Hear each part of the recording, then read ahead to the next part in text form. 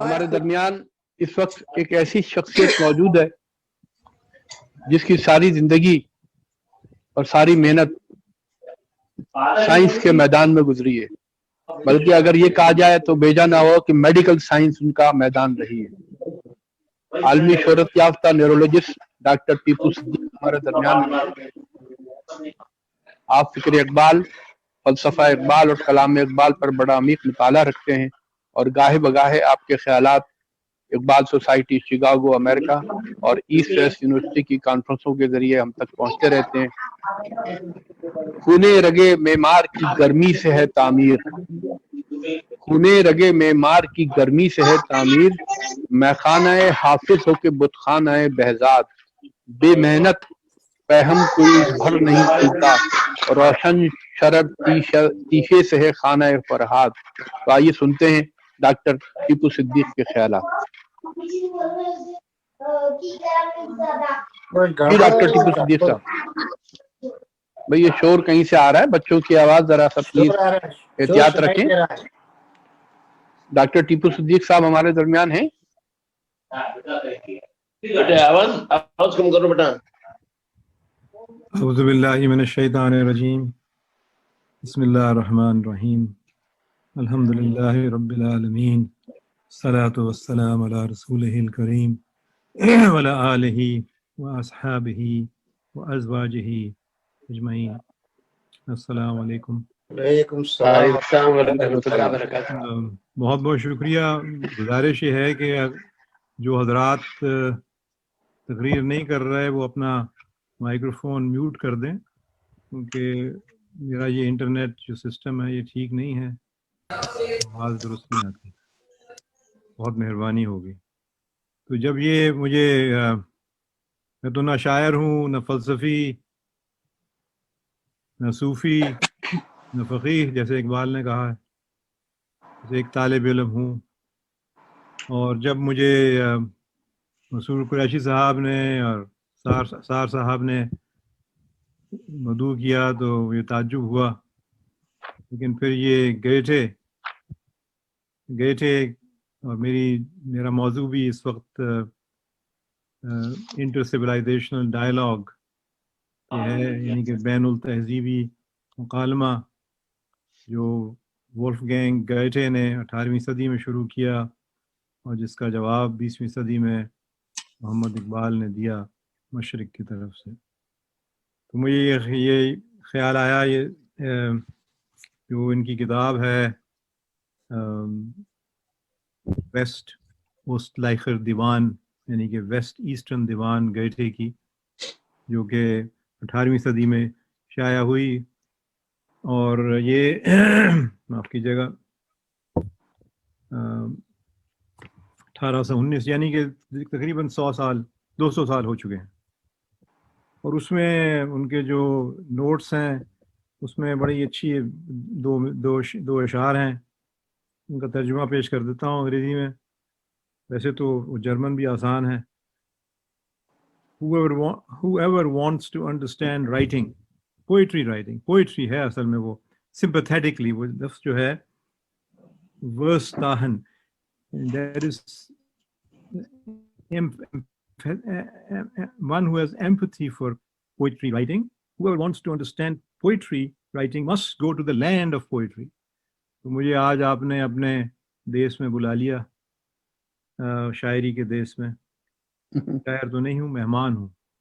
Whoever wants to understand the poet، یعنی کہ اقبال یا باقی آپ سب حضرات ہیں شعراء، must go to the poet's land۔ اس لیے آپ کے حاضر خدمت ہوں۔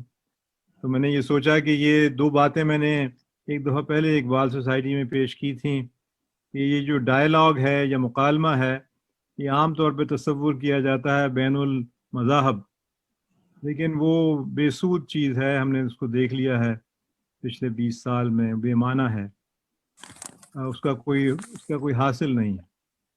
لیکن یہ جو بین التہذیبی مکالمہ ہے جو اقبال نے شروع کیا، یہ اقبال نے فروغ دیا 20ویں صدی میں اور گیٹے نے شروع کیا، یہ مفید ہو سکتا ہے۔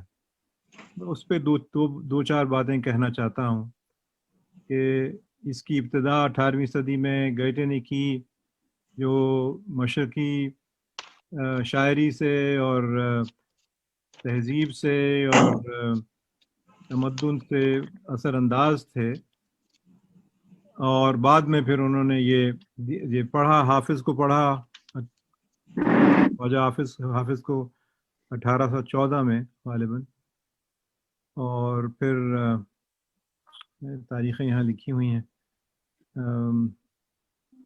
جی 1814 میں، پھر بعد میں ان کا معاشقہ ہو گیا میری این سے، اور 1819 میں پھر یہ ویسٹ اوسلختر دیوان شائع ہوئی، یعنی کہ ویسٹ ایسٹرن دیوان. اس میں 8 کے قریب باب ہیں اور بہت دلچسپ ہیں. میں نے آپ کو نوٹس کا جو تھا وہ سر ورق بتا دیا شاعری کے بارے میں، لیکن اقبال کی طرف آنے سے پہلے یہ میں گزارش کرنا چاہتا ہوں کہ یہ جو 8 باب ہیں ان میں بہت دلچسپ چیزیں ہیں. مثلا پہلے بیان ہوا، میرا خیال ہے کہ بچے شامل ہونا چاہتے ہیں، اس میں بڑی اچھی بات ہے، اگر بچے شامل ہو جائیں تو اقبال کے بارے میں کچھ سیکھ لیں گے. تو یہ اگر آپ لوگ میوٹ کر دیں اپنا، مہربانی فرما کے آپ لوگ سب اگر میوٹ کر دیں اپنا مائکرو ڈاکٹر فون، صاحب تو سب کو میوٹ کر دیں. بڑی نوازش ہوگی.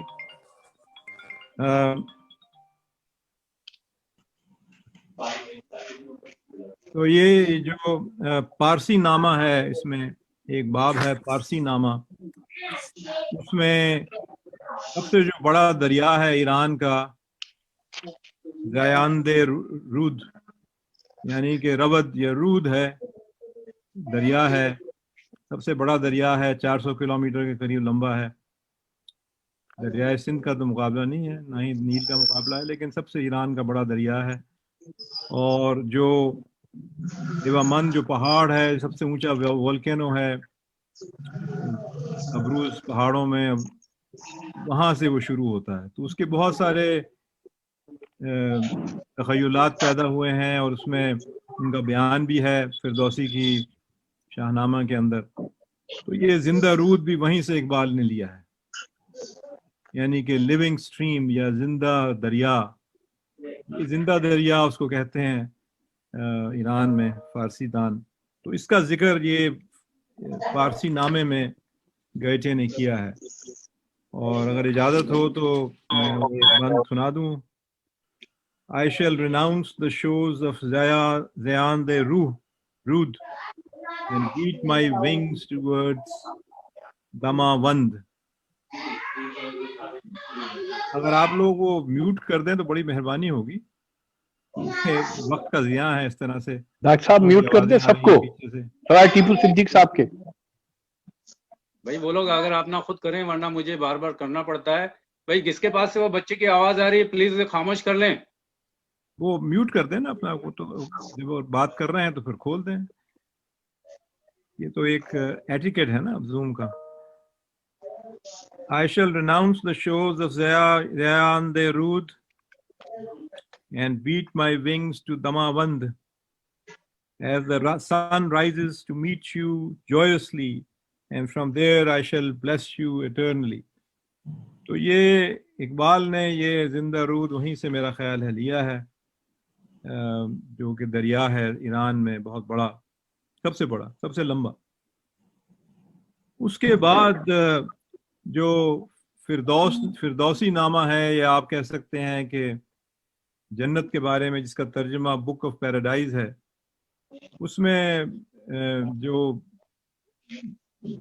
جہاد بدر ہے اس کا ذکر ہے کہ اس میں جو شہداء تھے وہ کس طرح سے جنت میں پہنچتے ہیں.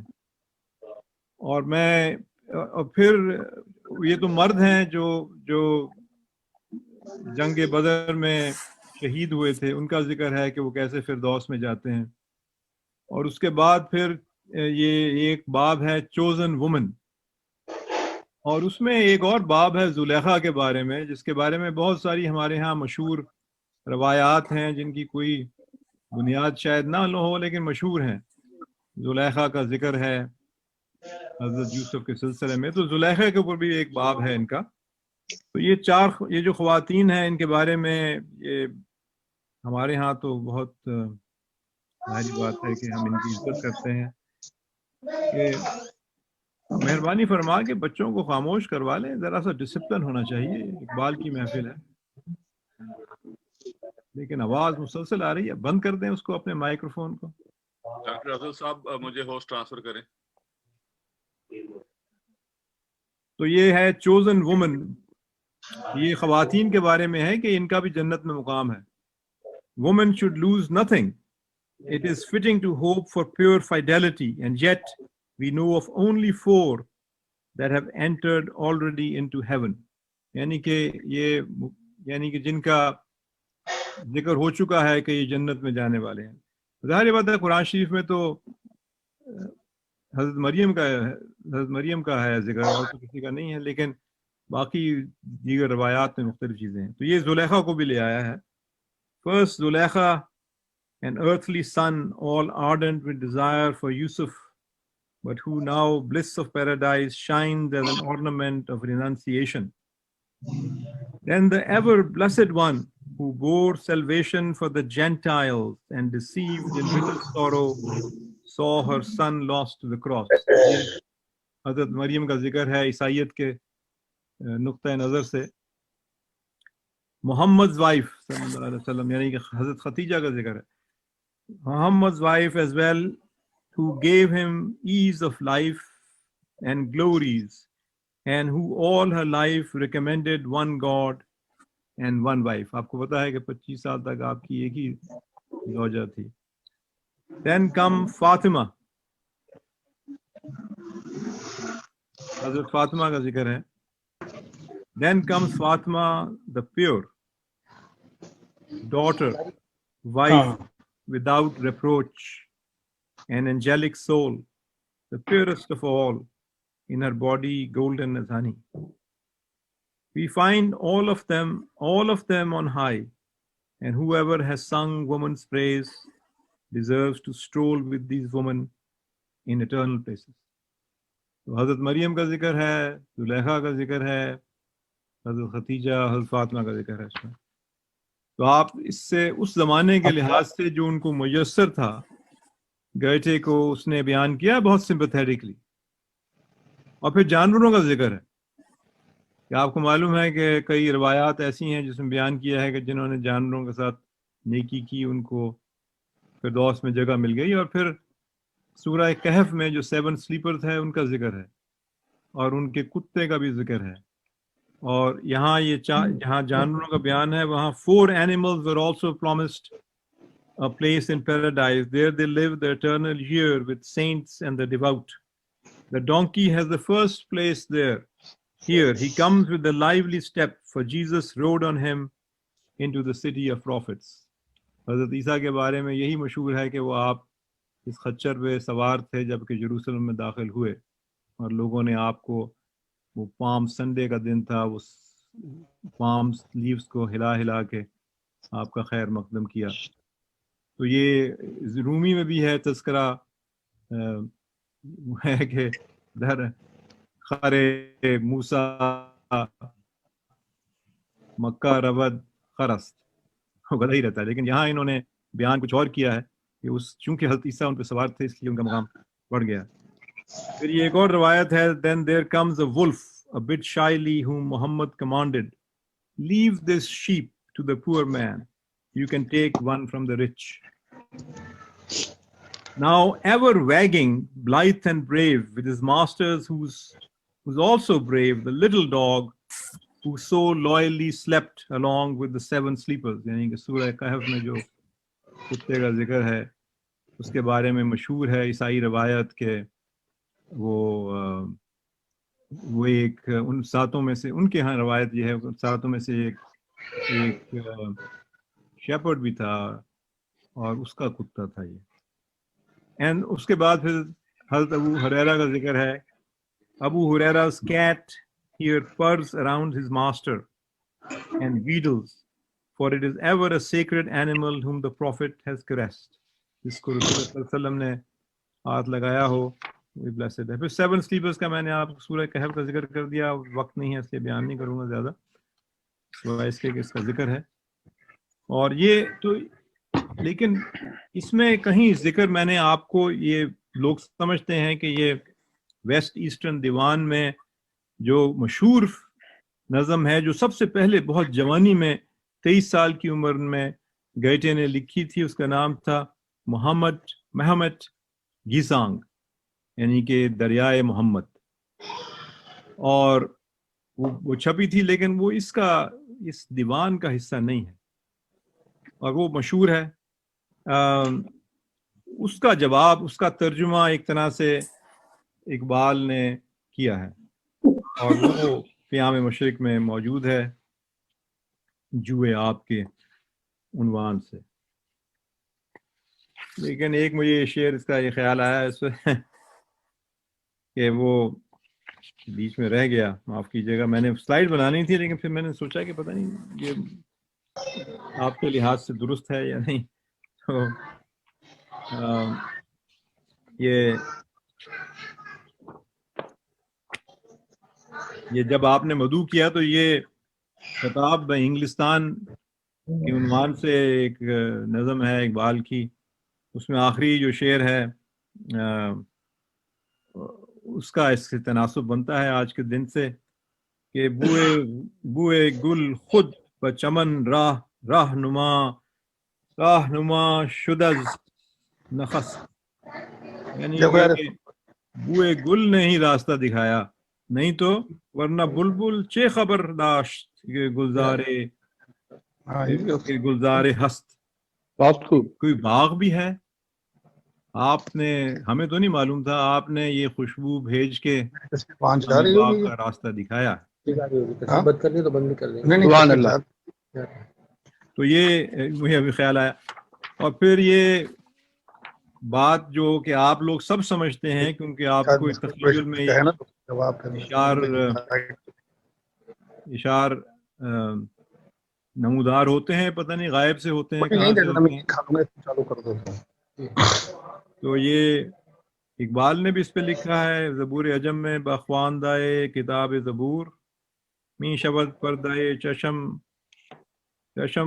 پورے کاہے گاہے دیدام ہر دو جہاں را نگاہے گاہے وادی بسے دور و دراز ہست طے شدہ جادائے 100 سالہ باہے گاہے در طلب کوش مدہ دامنے امید دست دولت ہست یابی سرے راہے گاہے. کبھی تو ایک معمولی تنکا میری آنکھ کے لیے پردہ بن جاتا ہے, اور آپ کو ان چیزوں سے زیادہ خبر ہوگی مجھ سے کہ کبھی کبھی جو اشعار ہیں وہ آنے بند ہو جاتے ہیں, اور کبھی میں ایک نگاہ سے دونوں جہاں دیکھ لیتا ہوں. وادی عشق کا فاصلہ بڑا دور دراز ہے, لیکن کبھی 100 سال کی راہ ایک آہ سے بھی طے ہو جاتی ہے. تو بھی اسے پانے کی کوشش کر اور دامن امید نہ چھوڑ. کبھی ایسا بھی ہوتا ہے کہ سرے راہ دولت عشق جاتی ہے. تو اب اقبال نے جو اس کا جواب دیا ہے, جو اس کا پیش لفظ ہے پیام مشرق میں, وہ پڑھنا چاہیے, وقت نہیں ہے اس کو بیان کرنے کا. تو میں صرف یہ جوئے آپ جو اقبال نے, میں نے سوچا تھا کہ جیفرسن کے بارے میں بھی کچھ پیش کروں اور اقبال سے جو مناسبت بنتی ہے, لیکن وہ ذرا کمزور ہے, لیکن وقت بھی نہیں ہے, اس لیے اس کو میں چھوڑ دیتا ہوں. لیکن یہ جوئے آپ کی طرف آتا ہوں تو اقبال نے وہ جو نظم تھی ان کی گیزانگ محمد گیزانگ, یعنی کہ دریائے محمد, اس کا ذکر کیا ہے.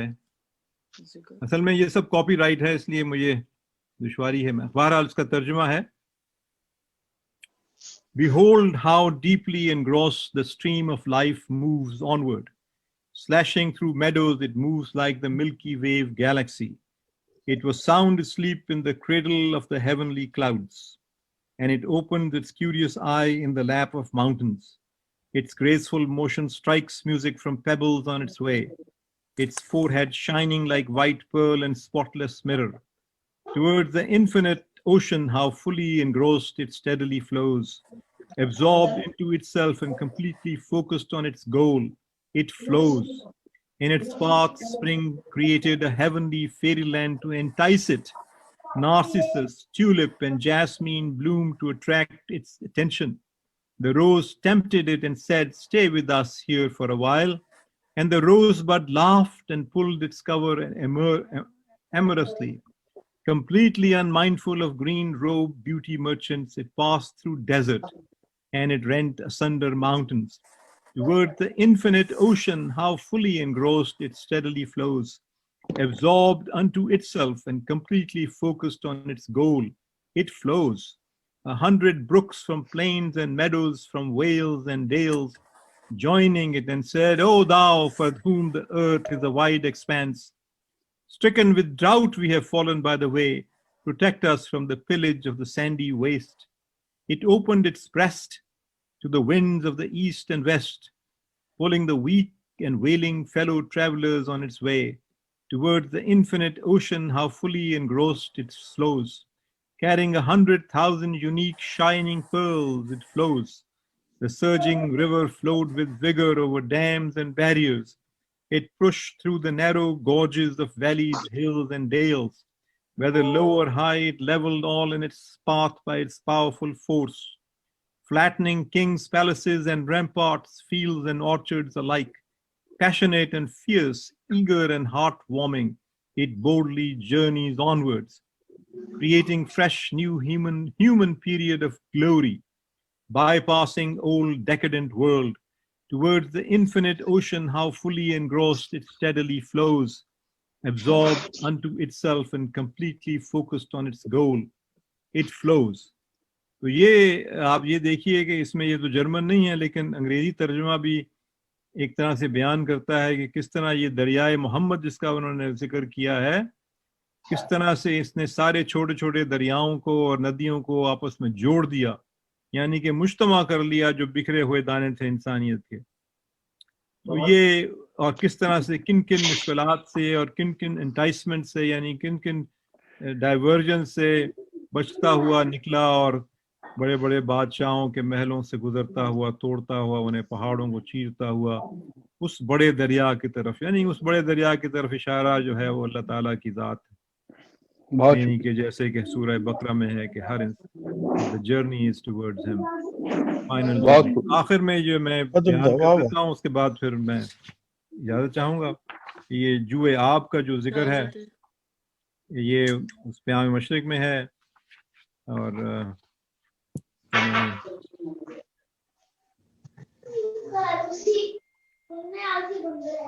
بنگر کے جوئے آپ چے مستانہ می رود، مانندے کہکشاں گریبان مرغزار، در خواب ناز و بو بہوارۂ صحاب، وا کر چشم شوق و آغوش کو حسار. معاف کیجیے گا. بہت شکریہ ڈاکٹر صاحب آپ کا. جی ہاں، مطلب یہ کہ اس میں خلل پڑتا رہا ہے مختلف. جی بس اس کی ہم معذرت چاہیں گے، کوئی تھوڑا سسٹم کی خرابی اور کچھ پروٹوکول کو افراد جو ہے وہ توجہ نہیں دیتے، لیکن انشاءاللہ آئندہ کوشش کریں گے آپ کی بنیادی یعنی کہ اخلاق میوٹ کرانے کی انشاءاللہ آئندہ کے پروگرام میں کوشش کریں گے. آپ کا سر اصل مقالہ آپ نے بڑی شکریہ، وہ آپ لوگ خود پڑھ سکتے ہیں پیام مشرق میں. جی جی تو اخلاق کی بات ہے نا کہ انسان درمیان میں. جی جی جی وہی تمام افراد نے ڈاکٹر صاحب کا پیغام سن لیا، یہ کہ اپنے جو ہے آوازوں کو میوٹ رکھیں اور بچوں کے شور سے خاص طور سے بچائیں. علمی ادبی کانفرنس میں ڈاکٹر صاحب آپ نے جو ویسٹ ایسٹرن ڈیوان اور پیام مشرق اور جو آپ سے جو ہمارے خیالات ہم کو آگاہی دی، اس کا بہت بہت شکریہ. انشاءاللہ آئندہ بھی آپ کے ساتھ رہیں گے اور اقبال کا جو پیغام ہے اس بارے میں میرا جو اقبال خود کہتے ہیں اور جو مجھے بھی بہت پسند ہے کہ ستاروں سے آگے جہاں اور بھی ہیں، ابھی عشق کے امتحان اور بھی ہیں، نہیں زندگی وقت کی سے ضرورت تو نہیں یہ یہی فضا۔ مکالمہ ہے نا، کیونکہ یہ اگر آپ 1 منٹ مجھے اجازت دیں کہنے کی جی جی کہ بعد میں 1799 میں یہ نہیں، بعد میں میرا خیال ہے اس کو جو ڈیوک تھا وہاں کا، اس نے جبرن ان سے کہا کہ آپ یہ 1799 میں ہی ہے، 1773 میں آپ نے یہ محمد گیزانگ لکھی، 1799 میں جو وولٹیئر جو معاف کیجیے گا جو ڈیوک تھا اس نے جبرن کہا کہ آپ یہ وولٹیئر کا جو کھیل ہے محمد اس کا ترجمہ کریں جرمن میں، تو آپ کو بہت خفگی ہوئی، لیکن جو اس وقت جو تھیٹر تھا اس کی معاونت ہو رہی تھی یہ ڈیوک کے ذریعے سے، تو 1 سال کے بعد آپ نے ترجمہ کیا اور اس میں بھی تبدیلیاں کی۔ تو یہ جو خبازت ہے، یہ جو فرانس میں آپ دیکھ رہے ہیں آج میکون یا کیا نام ہے اس کا، یہ کوئی نئی بات نہیں ہے، یہ ان کی تہذیبی حصہ ہے، تہذیب کا حصہ ہے کہ لوگوں کو برا بھلا کہنا، گالیاں دینا، ان کو کم کر کے دکھانا، جو کہ ہماری تہذیب کا حصہ نہیں ہے، اور نہ ہی میرا خیال ہے کہ یہ جرمن تہذیب کا حصہ ہے۔ تو لہٰذا یہ جو ایک مکالمہ ہے تہذیبی، اس کو اقبال نے آگے بڑھایا، ہمیں بھی بڑھانا چاہیے، لیکن یہ جو خبیث ہیں میکرون کی طرح کے لوگ، اور یہ ان کا جو ورثہ ہے، ان کا ورثہ شمالی افریقہ میں، ان کا ورثہ کولونیلزم میں، ان کا ورثہ اس خباثت میں کہ رسول اللہ صلی اللہ علیہ وسلم کے حملے 18ویں صدی سے انہوں نے شروع کر دیے، اس سے پہلے۔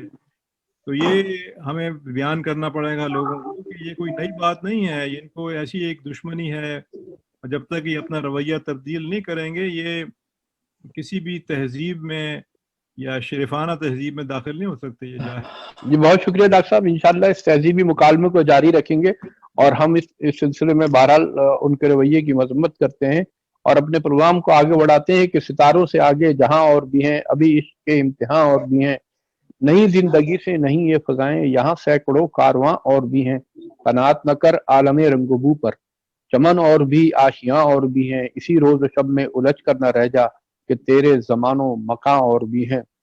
اور یہی اقبال کہتے ہیں کہ برطرف، ابھی جو آپ نے بات کی ڈاکٹر صاحب اس کی روشنی میں، کہ برطرف از گردوں مقام آدم است، اصل تہذیب احترام آدم است۔ تو ظاہر ہے اقبال کا کلام ابھی بھی تشریح کا جو ہے وہ اس کی ہوتی رہے گی، مختلف ادوار میں مختلف اسکالر اس کی مختلف انداز سے تشریح کرتے رہیں گے۔